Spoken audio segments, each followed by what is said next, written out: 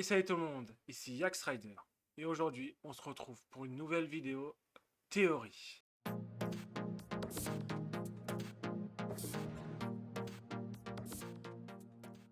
Et si je vous disais que l'un des objets les plus emblématiques de Poudlard, un objet que chaque élève rencontre dès sa toute première année, caché en réalité, un secret terrifiant. Et si le chapeau magique n'était rien de plus qu'un Horcrux créé par Godric Gryffondor lui-même? Aujourd'hui, on plonge dans une théorie fascinante mais effrayante qui relie la magie ancienne, l'âme des fondateurs et la survie d'un artefact vieille de 1000 ans.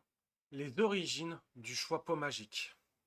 Dans Harry Potter à l'école de sorciers, le chapeau magique est décrit comme un vieux chapeau pointu ayant appartenu à Godric Gryffondor. Il n'était qu'au départ qu'un simple chapeau usé que Godric Gryffondor et les trois autres fondateurs auraient ensorcelé pour trier les élèves et les répartir dans les différentes maisons après la mort des fondateurs. Dans les films, on voit ce chapeau posé sur un tabouret, animé d'une personnalité bien distinguée, capable de penser, de parler, de chanter, de conserver une mémoire millénaire. Mais comment un simple enchantement aurait-il pu donner autant d'autonomie à un objet inanimé, capable de conserver une conscience propre pendant plus de 1000 ans?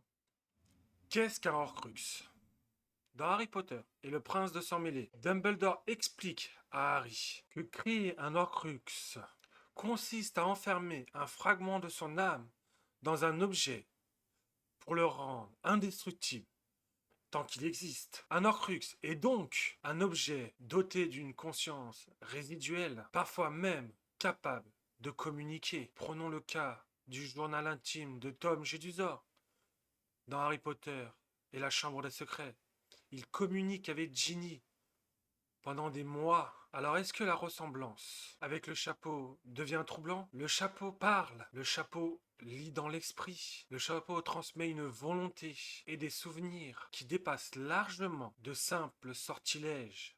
Le parallèle avec Godric Gryffondor.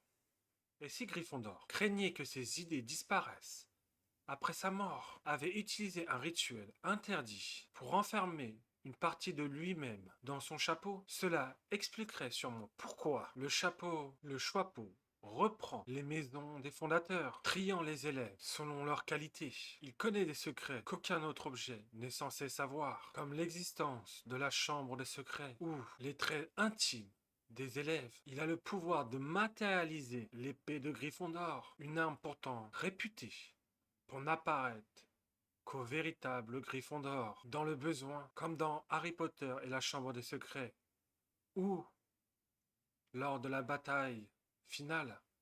Harry sort l'épée du chapeau pour affronter le basilic. Neville sort l'épée pour tuer Nagini. Comment un chapeau pourrait-il faire apparaître une épée légendaire, à moins d'être lié à l'âme de son créateur? Le parallèle avec les Horcruxes, connus. Comparons avec les Horcruxes de Voldemort, le journal de Tom Jedusor, un objet parlant, capable d'interagir avec les gens.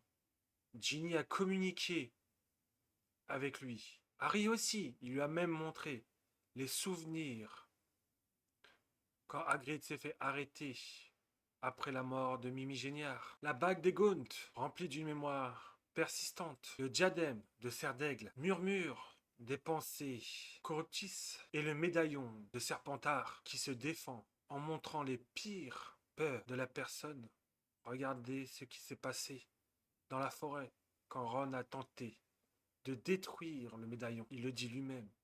J'ai lu dans ton cœur. Le chapeau fonctionne de manière très similaire, sauf qu'il n'est pas malveillant, ce qui laisse penser qu'un Horcrux ne peut pas être intrinsèquement mauvais si l'intention du créateur n'est pas liée à un meurtre ou à une volonté de domination. L'argument du meurtre. Problème.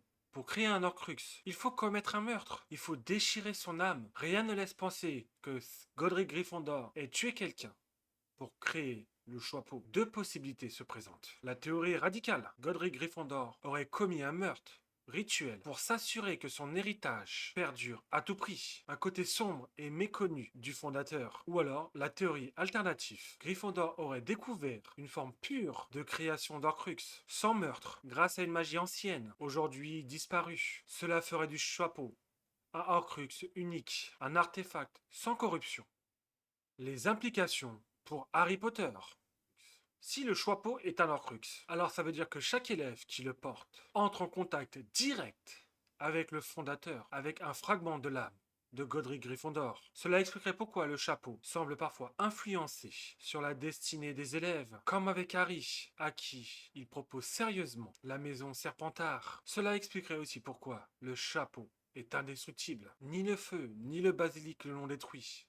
Alors pour conclure, le Choixpeau, un Horcrux oublié?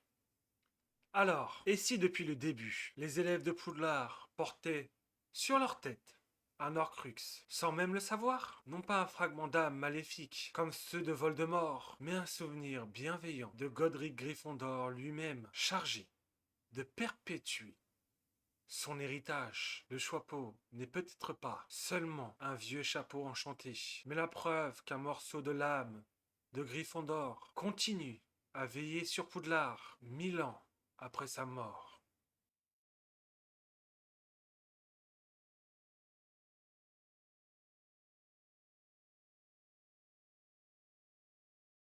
Et voilà les amis, c'est tout pour cette théorie. Dites-moi ce que vous en avez pensé. Est-ce que pour vous, le Choixpeau est un Horcrux de Gryffondor ou tout simplement la preuve d'une grande puissance magique des 4 fondateurs? En tout cas, si cette vidéo vous a plu, vous pouvez la liker, la partager et pour me soutenir, n'oubliez pas de vous abonner, d'activer la cloche de notification. C'était Yax Rider et je vous dis à très vite.